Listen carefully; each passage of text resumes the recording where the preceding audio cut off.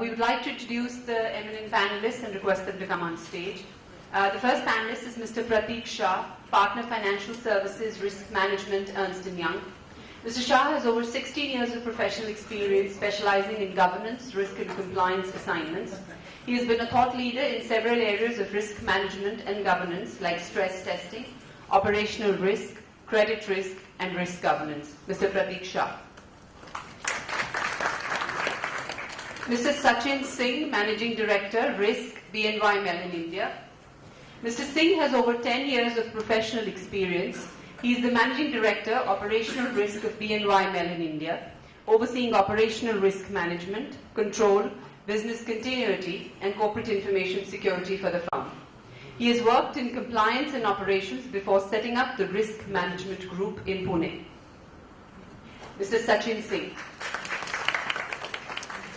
Thakur Bibhuti Verma.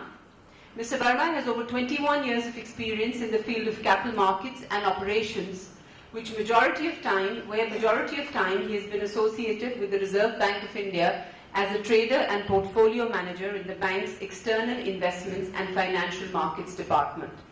He has done extensive work in the area of risk management, primary markets, operational risk, and portfolio modeling with RBI. Thakur Bibhuti Verma.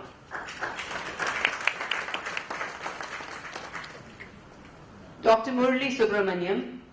Mr. Subrahmanyam has over 24 years of rich experience in management and managed information technology outsourcing and offshoring for multiple Fortune 100 companies.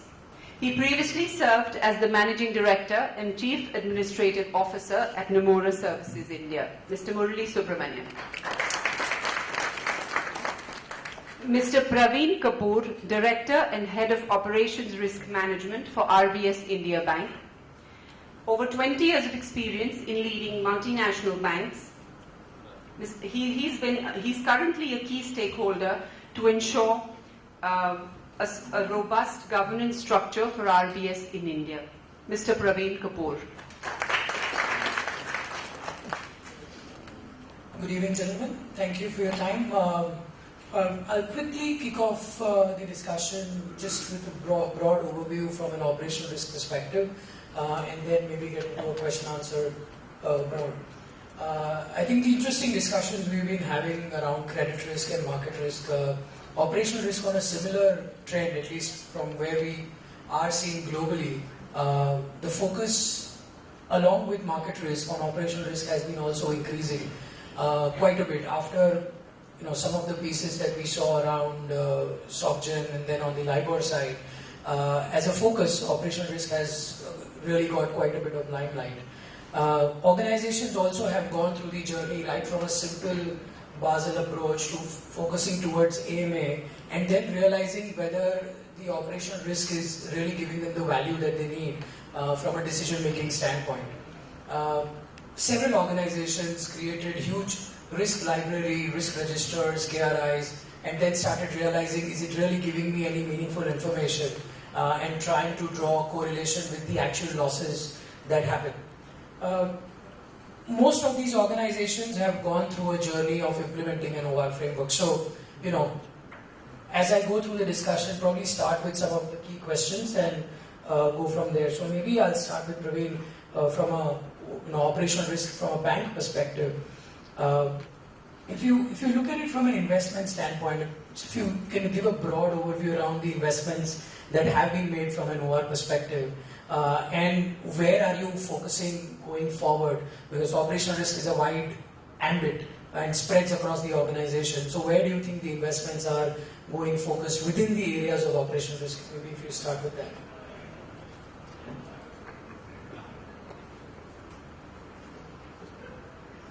Yeah, thanks. I think very relevant question in the current scenario. We, as a bank, I think all financial institutions have learned it in a very hard manner that how critical operational risk is for them, and therefore the investment has picked up in this arena for everybody. I can, without taking any names, I know many institutions who are investing heavily in setting up this this function in their institution, expanding the function, tremendously. But the more critical part, I think, is about creating the awareness of operational risk within the institution.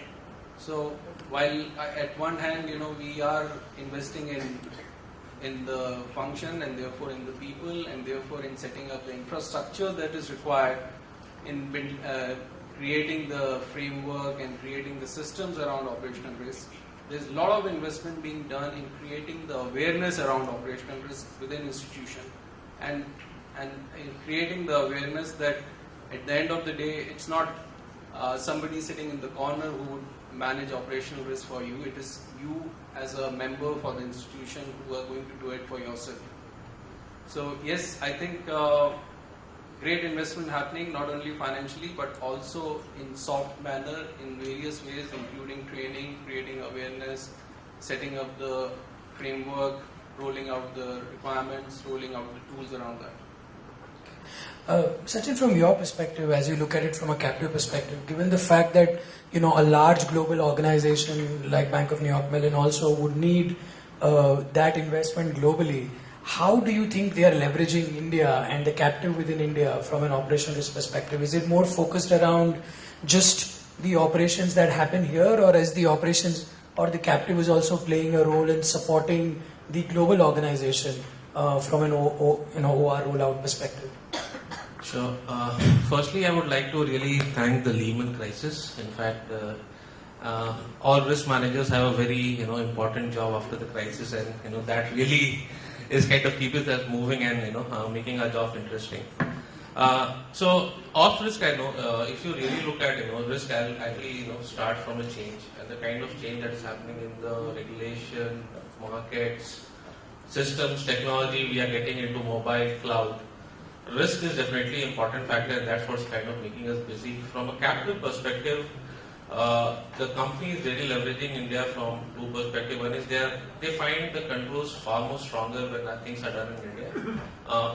Probably I have believed that we have far more stronger controls, and we look at things more closely as compared to our counterparts who have been kind of doing that for ages, and probably they don't want to change the way they work. So that is one. So if you look at Verma and Mellon, we've been kind of growing, and we plan to grow even in the same numbers in the next 2. So we plan to kind of add another 2,000 employees in the next 2 years within our Pune and Chennai centers. From a risk perspective, probably it's a very recent phenomenon where we have started kind of managing operational risk for businesses in Manchester, in New York, and the talent that we have in operational risk, one of the things that in operational risk is, somebody spoke about Sherlock Holmes. You really need to understand the business. To become a good risk manager, be it credit market, you actually need to understand the business really better, even better than the manager, people who actually manage the business. To really question them. So you have that talent. We've been there for 10 years, and we are kind of now leveraging the talent to support the businesses in US to kind of look things very closely. Yeah, so that started happening, but that is very easy. I think the interesting point that you mentioned, Sachin, was around folks within the operational risk function who understand the business pretty well. Because if you have to challenge the risk profile of a business, you better have a good understanding of the processes, of the loss events that have happened, not only for that business within your organization, but at least also other businesses, for peer institution. So, Thakur, from your perspective, this whole awareness piece and really percolating the new, the understanding around 3 lines of defense. How is that, transmitted in your organization? And is it similar to what Sachin mentioned, or is it looked at it any differently? No, I think most of the organizations, whether it is Boniam or Deutsche or Citi, Morgan, I think everyone is looking at a holistic perspective. If I come back to your earlier question, I think today the captives, in most of the cases, I think they are handling almost 50 to 60% of the global footprint from a headcount perspective, and almost about 80 to 90% of the processing it happens in India. And basically, I think the outsourcing industry has started as a cost arbitrage, but as of today, it is not a cost arbitrage, and it is basically all the institutions, they are looking at it from a value perspective. And I think the value can only come in if you have people who understand the entire business and understand the entire process front to back. So the problem which we have is that since the location strategy for most of the banks, it has been on an ad hoc basis. So you have people existing everywhere and offices existing everywhere, and hence the processes go through a lot of fragmentation. Okay, so something does, a trade starts in London, it flows to Manila, it comes to India, it goes back to US or to some other place for settlement, so on and so forth. So a person who is in charge of an operations or who is doing the operation, he needs to understand the entire flow correctly, okay, and then basically see that how he will be able to add a value. Unfortunately, what has happened previously is that most of the banks, they have approached the risk from a control perspective, which was more of a reactive nature. It is only now, okay, that they have started to look at it from a risk perspective, and therefore we are focusing on people who will be able to bring that value in understanding the entire flow, and hence capture the actual risk which the bank may be having or exposed to in the entire system as such. Absolutely. I think also if you look at it from a stakeholders perspective, clearly everybody is mentioning that overall as a headcount, the operational risk function, be it both in the first line or in the second line, from an headcount perspective, a lot of investment has gone in terms of increasing the number of people. Would be really interesting to understand, Praveen, as you increase the headcount here or have more people focusing on operational risk, how does it, how do you justify this to the senior management? How do they look at it more from a return on investment standpoint? Is it hard? Is it soft? And how the benefits are perceived in terms of the investments made? Yeah, sure.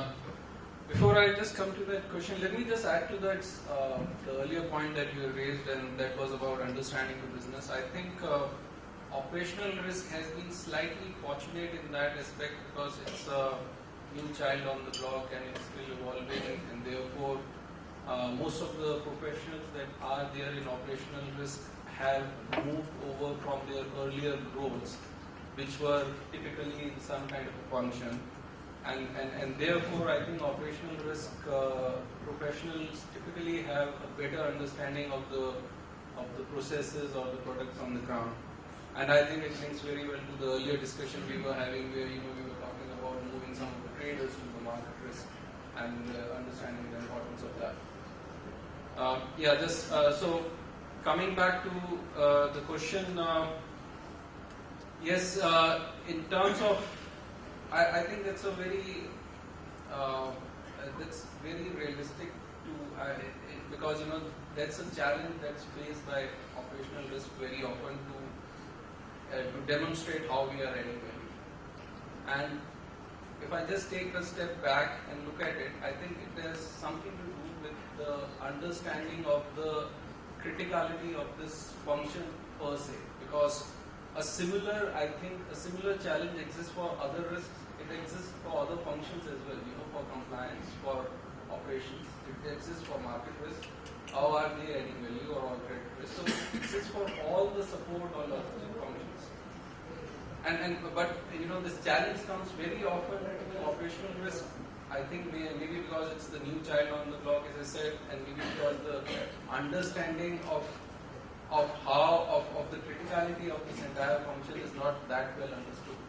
But if you just look out and look at some of the incidents that have happened in the recent past and are happening even now, and the financial implications that we are bringing along, I think it's one of the easiest way to showcase that how it is adding value. This is, I think, one risk which can pull down the entire institution, other than other risks which might just have some kind of impact in some small form in the balance sheet. So yeah. Just to add on to that, in fact, every year I have a problem writing, what I've done this year, If there's a risk and I'm mitigated, I have nothing to write, nothing has really happened. And if there's risk that has happened, probably I have to answer. But for the last 6-7 years, probably the question on the return is not come. And the reason for that, is definitely, everybody wanted to be in a safer place after the crisis. But now, as we get, we are thinking that we are just kind of coming out of the crisis. US is probably thinking of raising interest rates, and there's been really specialization in the market. So if you go to a US company, you will have a market, credit, and ops. That is right, but you will have people in records management. You have people in data. So you have so many specialization that has happened within risk world that people are thinking, does it make sense to really combine them? Make sure we actually look at enterprise risk. Probably from where I see enterprise risk is the go forward, where this all credit, market ops, and information risk, or even cyber risk should all kind of get together to really show the risk that the enterprise is taking. So probably going forward, it's not from a return discussion, but more from a getting an enterprise view to this. Probably this might kind of happen. My next one is actually for the larger group, and happy for anyone to pick this up. But if you really look at operational risk, it's the risk of loss due to arising out of people, process, technology, or external events, and it spreads across the entire organization. So it's not something that is limited to a department, a function. It's organization wide. There have been trends emerging in terms of kinds of operational risk which are pet from a regulator standpoint. So there has been time where the regulator was focusing a lot more on KYC, AML, and then we had the trading room issue from SocGen, what we spoke about earlier, and then similarly the LIBOR piece. So there and now as we get into this whole new age of information security, cyber security, so there has been trends emerging. So I'm happy to get views across the panel as you look at your organization and around. What are the regulatory and internal hotspots that you are focusing to strengthen the operational risk? Are there any specific areas, be it people related, technology related, that you're seeing additional focus being put on? So, if I can go first, I think on this I have seen two key things which is emerging. One thing from a regulatory perspective I can talk about, since I have been a regulator also. So it is more on the concentration risk that most of the global banks are carrying right now, right, from an operations perspective. So how do we mitigate that? And corollary to that is that what is the business continuity plan which the banks have, and what is the resiliency which a bank has. So for example, we have different regulatory perspectives here. So like Fed, it says that if suppose something happens in India, okay, how do you ensure that all your critical tasks that is covered, that you will have a backup for 30 days, right? And if you are not able to show that 30 days, then you are in a risk category. So at the business continuity, obviously most of the global banks, they are struggling with that, because finally it is something to deliver on a paper, but in a realistic situation, we all know that it is not going to be possible, or it is going to be slightly difficult. So business continuity plan, the resiliency plan, that is one area which is of a big focus as far as the regulators are concerned, and how do you mitigate the concentration risk. So that is one of the focus, apart from the information security area, what you just mentioned about. Hey, good evening. It's been a very serious evening so far, no jokes. So let me probably start with a joke and then come back to the serious question. So I applied for this risk job a few years ago, and my boss asked me when I was being interviewed for the risk job, how do you define a circle? I thought for a while, I said, my God, this is a serious one. So how would you normally define a circle is like this, that it's a locus of a point which moves in such a fashion that the distance of the moving point from a fixed point is a constant. I thought about it and I said, that's not what the man is looking for, and if I say this, I'm not going to get the job. So I said, okay, fine, here you go. Given a constant perimeter, the shape that will be subtended by the object for a maximum area will be a circle. That's how a risk professional typically defines a circle, right? Isoperimetric definition of a circle. I'm trying to make it a little more complicated than it is. But coming back to the subject of operational risk, on a very serious note, I sincerely believe that be it credit risk or be it market risk, every risk has its origins in something going wrong with operations. I will illustrate with an example. the Greek crisis. We've been talking about what happens after, what happens before, what happens during, etc. But the fundamental there was something very simple. And again, I'm a storyteller, so let me illustrate with an example and come back to the Greek story. This is year 2018. Widely will disagree on this. Negative employment rate in US. That means, let me interpret it for you, more jobs than people. Prime Minister Modi's Make in India is not doing so well. So he calls this panel of operational experts and asks them, what do we do now? And we say, you had a mitigation plan, so go ahead, implement it. So Mr. Modi calls Mrs. Clinton, who's the president now in the United States at that point in time, and has a discussion, and it's a big meeting, and the finance minister comes very happy, and he calls the Reserve Bank of Rangarajan and says, we don't need you anymore, very happily, and he says, why? We don't need you to sign the notes anymore. And he says, why? What happened here?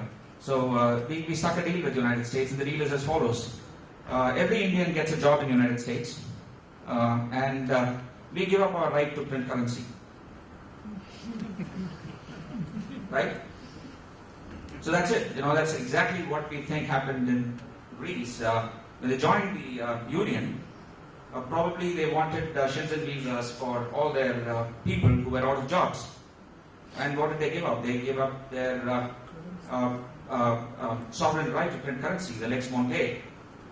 The reason I wanted to illustrate this with an example is because every risk that potentially happens has its origins in something operationally going wrong. And if you're able to control operational risks, probably a lot of other risks will be mitigated naturally as a consequence of the fact that you're operationally excellent. So that is the point that I wanted to make, in the sense that I understand that this is probably the least celebrated of all the intellectually stimulating risk professions that exist. But I think that we should take pride in the fact that there's something good that comes out of us too. Absolutely. From my view, just being on the Greece crisis, another issue with Greece was, I think Greece came out in 2009 and said that they had undervalued their, debts before they joined Eurozone. So basically, it is operational risk. That's where they actually started, and they did not, even kind of start getting loans after that, and that is where they kind of started the vicious circle. But in terms of what I see, in terms of key emerging risk in the industry, I'm not talking about Indian industry. I don't have a lot of view on that. From a US standpoint, where the banks are really kind of thinking is, the regulations. There are too many regulations coming, and the cost of regulations is huge. We are one of the globally systematic important banks in US. It's a huge cost. In fact, we have to have a living will because post-Lehman, the regulators did not know how to kind of sell. They did not even structure the legal entity structures. So all the systematic important banks have to have a living will, and in fact, the India entity also has to have a living will because we are a material entity, from the global bank perspective. So the kind of regulation and the cost of just writing this legal will and making sure that we align with what the regulators want is a big cost. And so that is one. A lot of regulations. We need to change our systems. Negative interest rates. Our systems did not even know how to kind of put negative interest rates and how to kind of really manage them. So the change in regulation, change in the market are actually driving a lot of change on technology, and that is causing disruption. So that is one trend that probably we all should be looking at. The second one, from my perspective, is all the assets somebody said has become virtual. So the theft happens where the assets are. So cyber risk is probably the next big thing. Probably we should all start learning more about it because that's where we require more risk professionals, because the third world war will be fought on the net. It won't be fought on the ground. That is what analysts are predicting. So it might be wrong, it might be right, but definitely all the assets are virtual. So the theft and fraud will all happen virtually, and I don't think any regulator or organization is really has understood the risk or has complete mitigation plan in place. They all say they have it. In fact, we also have it.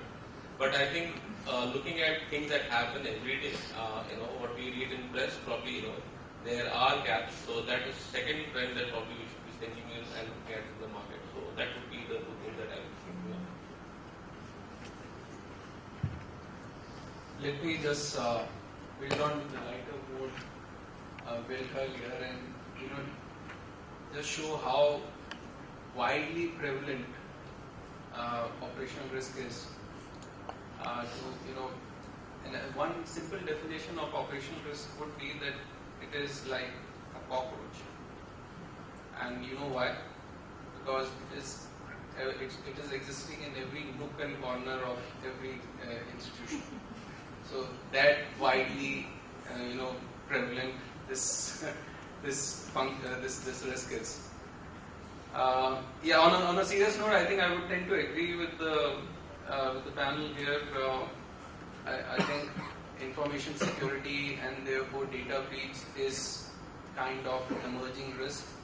I say that also because with after the economic slowdown and a lot of institutions moving into either shrinkage or stay as it is kind of a mode, the focus has actually changed from building up or upgrading the systems by the institution. So the investment per se in the infrastructure and in systems have reduced or have not grown as it should have. Although the technology itself has developed a lot, and fraudsters have found new and more innovative ways of breaching your security cordon. So I think so because of less focus and therefore less investment, that's one emerging risk definitely which is coming up in the operational risk field. And I think very much related to the same is also people risk, because when we move into a mode of no growth or less growth, we also start reducing the introduction of new blood into the system. And when that happens, people tend to enter into that status quo kind of a situation where people just want to run the way it was being run for since ages, and therefore that internal culture of challenging your own processes, which happens more often when a new person looks at it, is missing, and therefore slowly moving into a comfortable situation, thinking everything is fine because we have been doing this since ages, and because that has not resulted into an issue is another I think emerging situation. Actually, Sorry, may I? Okay. So on a serious note, I was talking to one of my friends from a CRO in a big bank, and I was asking him what's going on in the risk world, and he explained it to me in this fashion. He said that what was happening in 1930s in the pharmacy industry is exactly what's happening typically now in the financial services in terms of controls and risks being built. And he said that capital and transparency is more or less behind us in terms of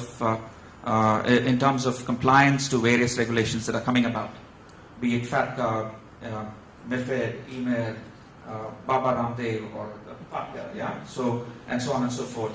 So, but having said that, he said that the focus now with most of the regulators are in two areas: conduct and culture. And conduct and culture are essentially the operational risks, things like leave policies and things like joiners, leavers, and transactions. You talked about it in some way when you talked about the UBS episode. So, it is there, and as you said, it's there every place, and we need to get our act together to make sure that things are tightened, and there is money being spent in these areas. So, but there is another debate that's greatly happening around. Same thing that happened in the pharmaceutical industry. Are these innovations, are these regulations stifling innovation? And you talked about it again, and one can always argue that there is a necessity, and there's a nicer way to do things, not necessarily to stifle, but still promote innovation, because innovation is the basis of why the markets exist, and risk is the reason for why markets exist. If we were going to compute the same number, all of us, we will not be trading. The fact that we don't make it so much numerical, and the fact that we sense risks differently is why markets exist. That's why we trade. So it's an interesting philosophical argument, but needless to say that operational risk is here to stay, and no matter how much you tighten your belts, there'll be always a way in which things will come about, and people will find out creative ways to steal, and it's our job to protect institutions. I think Murali, you and Praveen both mentioned a very relevant point around conduct and culture. Increasingly, as we go and talk to the risk management committees of the board or even the audit committees, one of the big questions that keeps coming back is risk culture and conduct risk, both not only in terms of conduct within the organization, but also again what's your conduct with the customers and how do you acquire customers. Going back to the point of risk culture, you can only have a strong risk culture once it is sort of percolated down the organization, both in terms of what are the roles and responsibilities across the 3 lines of defense, and do you have a right performance management mechanism that not only rewards the rock stars when they do the numbers, but also when they are not managing the risk in the right manner, the stick also works accordingly. And it's a tough one, especially with large global financial institutions where you need to meet your quarter-on-quarter earning numbers, but at the same time need to ensure that the folks on the ground understand risk management implications. So most of the organizations are in that journey, but would be useful to get thoughts from the panel around the conversations you've been having in your organization around risk culture, and how are you sort of integrating that with performance management. I can go first. So I was reading an article. In fact, this was the head of FCA who was kind of speaking at a forum, and this was after the investigation completed on the LIBOR thing. So he actually, there's a new regime that is coming out in UK, which is called the senior managers regime, which actually has got a threefold, view. First, they're going to approve all the senior people in a company. So before, if you become a CEO, you need to have an approval from a regulator before you can become a CEO. Second is people who are interacting with customers, giving advisory or trading, they need to be certified, so there will be certifications coming out for that. The third is basically they really are interested to see that the tone at the, so I think regulators are okay at the tone at the top across companies, but they think the tone is missing in the middle and at the bottom. In fact, the speech also had, views on few emails that they had seen during the research with the traders. The traders did not have any respect for their own company, the clients. They were not interested in neither in client's interest, neither the company's interest. So the problem for the CEO or any senior person in the company is how to make them understand what is right. He spoke about the 3 lines of defense. So probably BNY Mellon kind of adopted this 3 lines of defense years back. What it really does is it forces the risk accountability to lie with the business. And the way regulators are kind of pushing that is the risk is supposed to be understood and managed by the business. The second line of defense, which is the risk management, are supposed to be the regulators in the company. They are solely supposed to be asking the questions and challenging. Their lines of reporting should not be getting into the business. It should straight away get into this, the exco, the senior level, and then to the board, like audit. So that is what we have. And then we have a third line of defense, which is the internal audit, which directly reports to the board. And we in India, in fact, we are actually running something which is called risk priority. The responsibility to spread this culture is not on me in my organization. It's actually headed by the operations director, who's supposed to kind of really roll out the ways that they can actually increase risk awareness within the company. So definitely there's a shift. If you talk to US and UK banks in terms of how they are approaching this, they don't look at to me. I'm only supposed to ask questions. So that is what 3 lines of defense is, and that's probably a shift that has happened, where operations are really supposed to manage and mitigate the risks. Probably not credit and market risk, but most of our operational risk. So maybe I'll go next again. Mahatma Gandhi was once asked, what do you think of Western culture?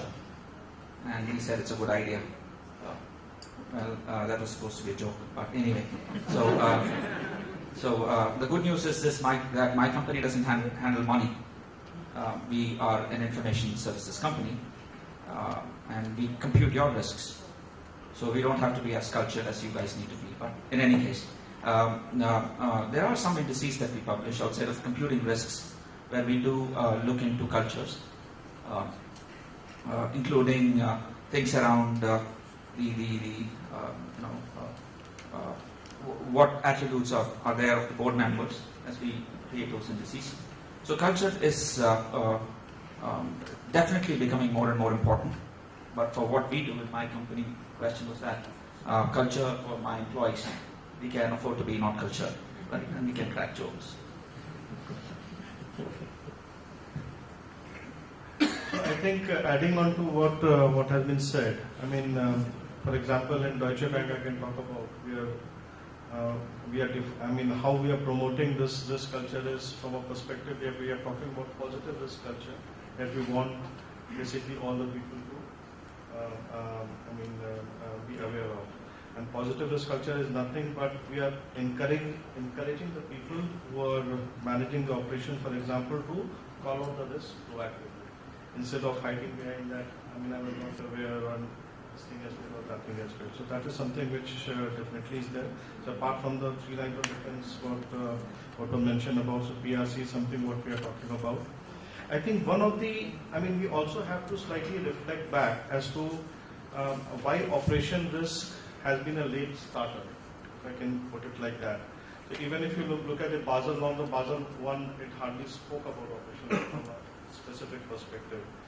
And if you look at the last 20 years, you have all the crises like Bearings Bank and the subprime credit crisis, along with unauthorized trading of Society General, for example. Everything had a component of market risk credited, but operation risk was a very important component of it, right? So, but the problem was that the top of the banks, they always used to look at operation risk from more of a compliance perspective. Okay, so are you complying with a certain rules and regulations? As long as you are complying with that, it's fine. Market risk was more visible, credit risk was more visible, operation risk was not visible. And that paradigm has changed now. Okay, so you have people who have realized the interconnectivity and therefore realize the importance that in order to curb this, you will have to ensure that it is not only the responsibility is not only about one individual or one group, it has to flow into each and every individual who is working for the organization.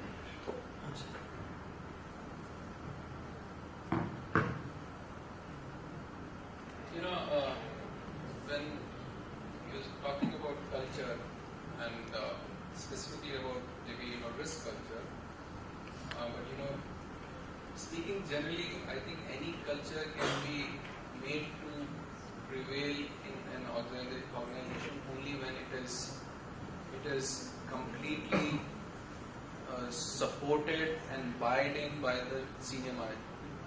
So a top-down approach is very critical for a good culture to prevail, and therefore I think our institution has been, I think, one of the pioneers in some of these areas. Some of the examples to quote is that I can see one of our senior member of the global team coming all the way and meeting some other institutions just to understand how well understand how they could percolate the culture so well into their institution and pick up some learnings from that. So when you see your top management doing all this stuff, when you see that they are always glued on to ensuring that operational risk requirements are paramount, the culture starts building in and starts setting into the entire structure. You can put in lots of framework, you can put lots of tools, you can put a lot of rules, but unless the top management buys in, you can't do it. Another good thing which has happened is that risk has become a very integral part of the entire performance appraisal process itself. So, it is one aspect on which every line manager is supposed to, talk about for his junior, for him to be able to complete his appraisal. appraisal, and therefore, that starts, you start seeing, both carrot and stick kind of an approach, and you can see there is a carrot also hanging, and if not followed, there is a stick also hanging out there. So that's another way of, developing the culture, and obviously, you can't lose your sight on general training and awareness, because, while you are maybe very prone to risk, and ensuring risks are always, in the front and back of your consideration, you are always, you might not be aware of all the issues that might be cropping up, and what all could be done to mitigate those. So awareness and training about those is definitely another one key aspect to do, and that's another thing where we are investing very heavily to ensure that the culture is all prevailing. Okay. Any final thoughts from the panelists as we conclude, and before we open up for questions?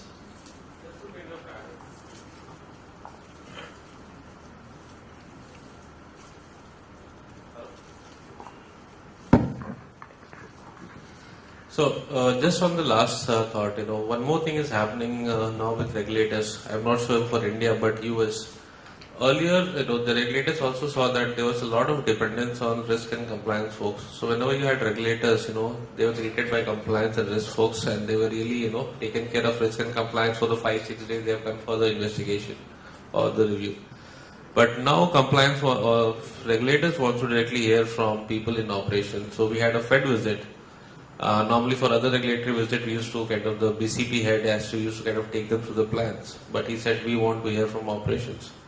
So the regulators are really wanting to listen how they are managing, how they're doing their meetings, how they're doing their one-on-ones, how they're doing the board meetings, and how the risks are escalated, where does it go, what has happened after that, and they don't want to hear from any risk and compliance folks. They actually want to hear from operations. So that is also changing the risk culture within organizations, where the tools that ops normally use, like RCSS, KRIs, they need to explain, so it should actually make more sense, if they had to explain. So that is one more thing that is happening, that is changing the risk culture, not from the businesses, but from the regulators push. And this is easier said than done, because large organizations that we work back with, the standard challenge we see is really creating that responsibility within the first line to start owning up, saying these are our risks and these are our controls, these are our KRIs that we will monitor. Risk has been delegated as saying this is the responsibility of the risk management function. So the point that Sachin is mentioning, I probably emphatically support that. It is very difficult from an implementation standpoint to get somebody in the dealing room to say, I deal, I make money, but at the same time, here are the 5 risks that I expose the organization every time I take a position. So while I'm mindful of the fact that I generated X million dollars of revenue for the organization, I'm also mindful of the fact that I expose the organization every time to risk, depending on the current infrastructure we have. And that's a big ask for a journey for a lot of organizations that go in really implementing the 3 lines of defense model. Concluding thoughts? So I think, just to add to this, because the Fed was a very good example, and currently we are going through the ECB audit, and that audit is almost spread for 7-8 months, and started in March, and I don't know when it will conclude. and they are covering basically all locations, and they are going into each and every details. And the good point is that, irrespective of the complexity which we have introduced, they are ready to spend time on this. And as he rightly mentioned, they don't want to talk to the audit guys, they don't want to talk to the compliance guys, they directly want to say, okay, who's doing this processing, where is he sitting, okay, he's sitting in Manila, I want to have a video contact with him. They want to understand that whether the person understands the risk or not. And adding to that would be the fact that most of the banks today, and especially those who are running large capital, they are now investing heavily on the capability build-up of the people, which has become very important, because it has to be realized that the people do not operate in silos. They need to understand front to back process and what are the products, what is the process, how does it flow, what are the system leakages which happens, and thereby what are the controls which has to be built into that. And hence every bank is now focusing on the capability built up, and that is another thing which has come out from an operation perspective.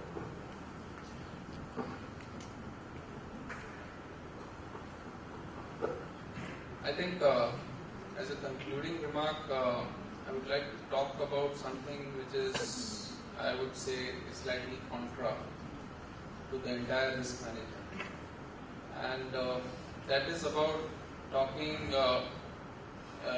about the pendulum, which was, I think, very risk-taking kind of a situation, say about around 2007 and 8, has swung to the other extreme, where we have become completely risk averse, and which is kind of then leading to even killing some of the businesses. So we need to realize at the same time that we are in the business of taking risk, and we don't need to forget that. The idea here is to be aware, to assess, and to be sure what kind of risk we are taking, and have good mitigating plans around that, and not be completely risk averse in the sense that we end up killing the entire business model. Thank you. We can open up for questions.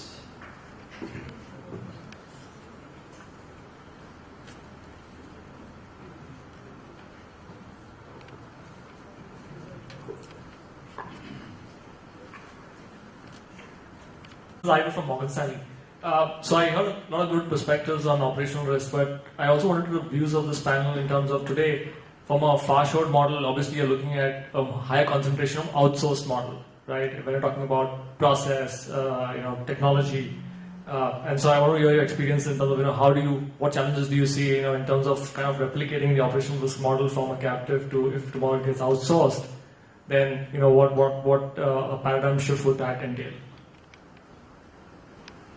Right, there were two questions actually. One is on concentration, how we're dealing with it, right?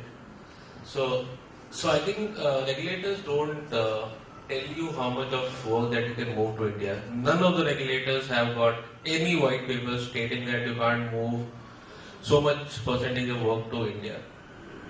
The concentration of India is a factor of the risk appetite of the bank. And everybody kind of looks sideways, what is JP Morgan doing, what is Credit Suisse doing, what is Morgan Stanley doing, and we'll be in that order.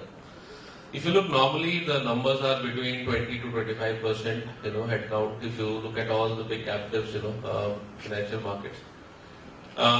In fact, we are seeing that there's a challenge within the US. If regulators are not forcing and we can manage the business continuity, I think what is important is to demonstrate that you can actually recover the work if India is, and for us to really show that we can be so the way we have done is now we have kind of put our work in Chennai as well. So we can show them that we can kind of leverage these two sites and load balance kind of manage concentration risk. So we are looking at more than what we have in India. As I said, we're going to grow more. So we are already 5,000, we're going to become 7,000. Overall, we have 4 entities in India, and overall we are about 12,000 out of the 50,000 organization, and that is deemed to grow. So it's actually the appetite of the company, and what's happening in the market and what other players are doing is the factor. Regulations are not a factor. The other factor is the ability of the company to kind of show that they can really recover the work either back or sideways or to Manchester or to New York or to somewhere in Australia. So the factor is, if you can recover the work, none of the regulators actually say that you cannot move certain percent of work. The other problem is a lot of people actually think India as one country. They think Pakistan can actually shoot a missile to Chennai as well as Pune. They don't understand the distance between Pune and Chennai is as good as two places in US. So I think there's some bit of you need to, whenever you have senior managers, you need to tell them the distance, the geography, the change. So probably that all will help, but it's actually the senior manager appetite to actually define that. If that answers your question. I think also as you do the assessment internally or even with the regulator, I mean, I'm sure all of us will agree the amount of controls from an access, from a background check, from a people perspective that, we would have put in from a captive perspective is much higher sometimes than what even you see onshore. And we've all of us, who have seen the captives have really gone the extra mile to demonstrate that controls exist. A lot of times when you have some of these conversations with the regulator, as any organization, you would have an operational loss database where you track all such incidents. A good measure of having some of these discussions with the regulator is to assess the kind of incidents that are coming through from a India standpoint vis-a-vis globally, and then do a juxtaposition of that vis-a-vis saying, therefore, how much is the risk that you are carrying even historically through various incidents, scenarios, etc. So even as you do some of these exercises, you've got to somehow get a sense at a management level what is the risk appetite you are running. And that again becomes a good decision-making tool.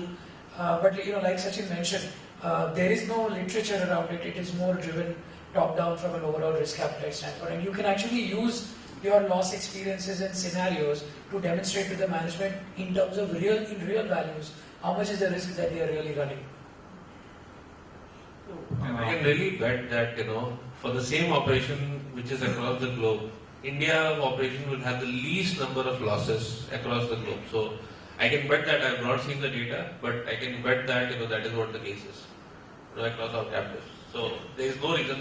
There is a problem, but, when you actually move work, the front to back actually, that understanding of the front to back, because if you don't understand, the risks better, it becomes a challenge, and you can actually gain through experience.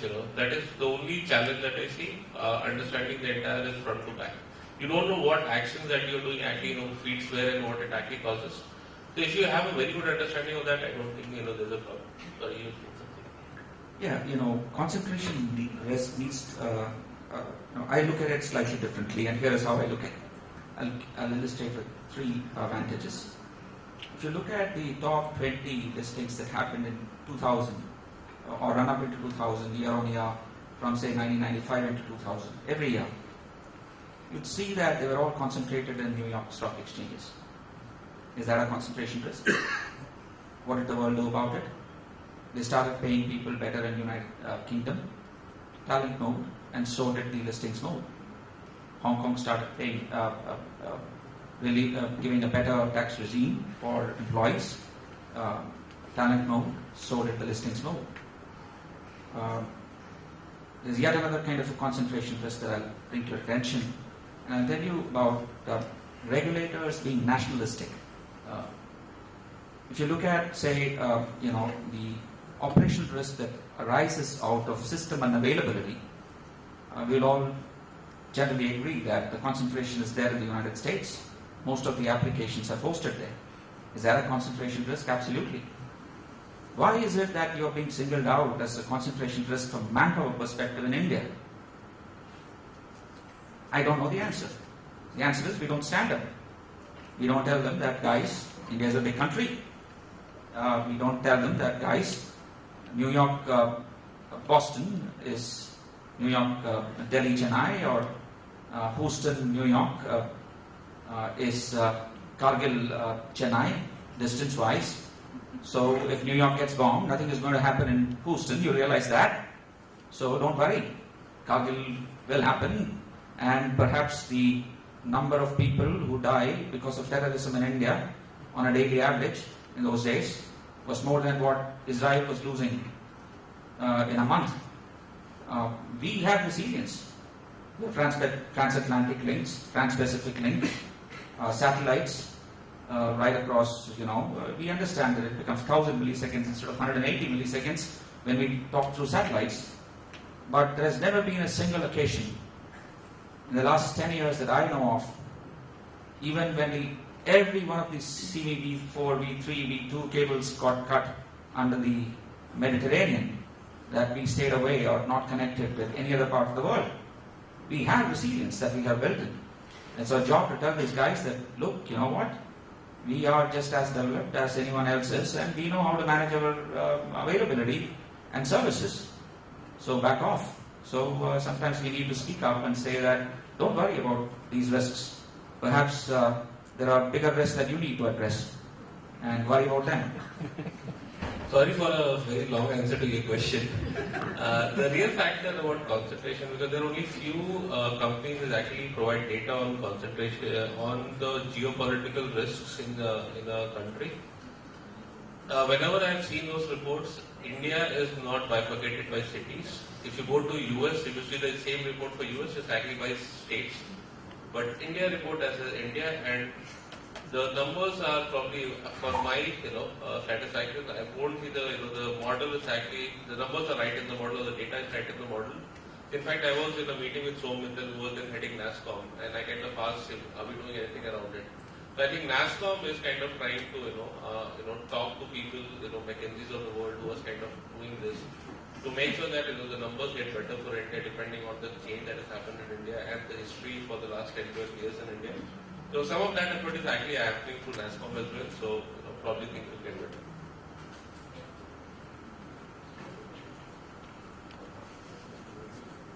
One last question before we close for the day. And we'll have a long answer, isn't it? Hi, my name is Asha. My question is, risk is generally counted as more like policemen or people who are policing, in the organizations. How do we create a sense of inclusiveness and partnership between operations and risk managers to drive the true intent for what the risk management is all about? There was a lot of ambiguity. In fact, I think the day they kind of, first there was ambiguity, when they will be kind of announcing the capital controls. If you have the understanding and the knowledge, see, one thing is when you're actually talking to business has their silos. Suppose if you look at custody, you have trade, income, corporate action, derivatives, but none of the business heads, knows anything that is happening in the other function. The only risk manager, if you know the business front to back, you can actually get the complete view of risks. So I'll give you an example. When the capital controls happened, we are global custodians. We manage 28 trillion in terms of custody. We are the biggest custodians. So when we actually, for a lot of clients, we actually pay contractually. What it means is, suppose there's a security that is giving income. We actually pay our clients contractually, even if we don't get the income payment from the depository or the sub-custodian. We actually pay contractually on the date of the income to our clients. If you look at Greece, we can tell the businesses that you need to stop your contractual payments, because when the Greece actually announced capital controls, there were already trades in the stock exchange which were actually done, and we were waiting for the payments to come. If we had paid our client contractually and the payments had not come, it's actually our liability. So basically, the way we can actually get the policemen out is when there's a crisis, we can actually work together, and that's where the operational risk managers actually can show value. But the value really comes from business understanding. We have the same issue as the corporate actions. There are a lot of things. Even if suppose Greece had exited and they would have formed a new currency, that's again a big challenge, because we have to set up the currency on our system, be it banking, custody, anywhere. We know the process from top to bottom, so we can say where it should start. It should start where people are doing cash. That's where it starts. But it starts with technology, because they will do the change.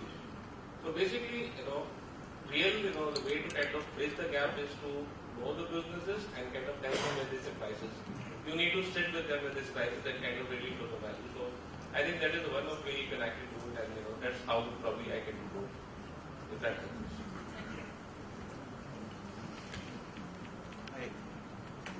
Hi, can I have just one question if you don't mind? Sure, go ahead.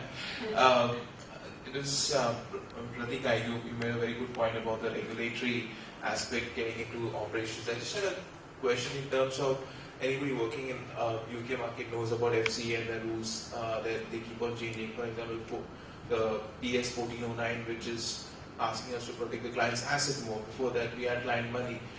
And then we have banks scrambling to meet the deadlines. Do you think the banks globally are more reactive to what the regulators want, or probably the regulators are reactive, maybe?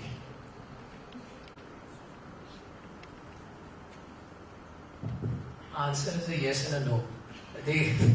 I don't think banks are reactive. I think sometimes banks are too optimistic that regulators will keep giving extensions. And then by the time they realize that the extensions are not going to come in, that's when consultants like us come in and help them sort out some of those pieces, or especially when they're doing it for the first time. They want to make sure that it's benchmarked to what some of the others are doing pieces. But I think I'll tell you I was reading somewhere, I think it was Barclays, or at any point in time there was an article that there was at least 1 to 2 regulator visiting the Barclay building right through the year. I think it is a fact. And I think the simple reason why the challenge is on one hand, you have a whole host of challenge from a capital perspective.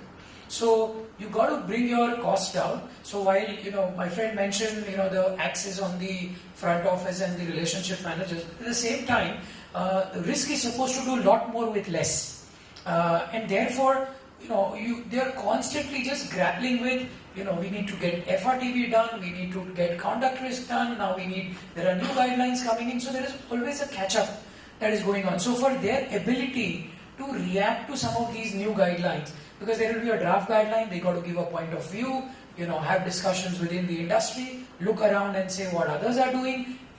There is a huge amount of catch up. And most importantly, what I am realizing, at least in some of the large institutions, there is a huge change management effort that goes in. Right? Large global institutions now have a CRO change as a function who just focus on working through any change in the regulatory requirements, just working through the change right through the system. So even if FRTB comes in, how do you understand those requirements? How do you translate it into business requirements? How do you change your technology, and then how do you sort of roll it out? So I think there is a huge challenge from a manpower perspective, that organization, which is the real root cause, rather than being there reactive or proactive. And therefore, what opportunity emerges for, especially from an India standpoint, I'm seeing a lot of large global banks really beefing up the risk function over here. Not just operations, but really lot more value-added activities. So I know large global organizations now running the entire FRTB program from India, or running the whole C-card process from India, or even running the entire second line function, a huge function from India. And I think that's where they're building, saying we can do a lot more with less by really building large teams here. And I definitely believe that is a trend going forward, where we will move not only from just IT operations, but really build a lot more value-added activities for large organizations in this part of the world. We promise to make the answers also. Some of these regulations, like cash, if you actually talk about client money, when I joined BMI, Mellon, it was actually there. So some of the regulation has been there, but regulators have not been pulling up the banks. If you just understand, close to 25 billion has been paid to the states in US from settlements from 5 or 6 top banks, or financial institutions. LIBOR, it was 5.8 billion. So the money that now these banks have to shove off, they are actually taking this all seriously. So all these regulations had been there, some of new, not frankly or new, but client money was always there, it's been there. It's just that people have become active because of the fine that are getting levied.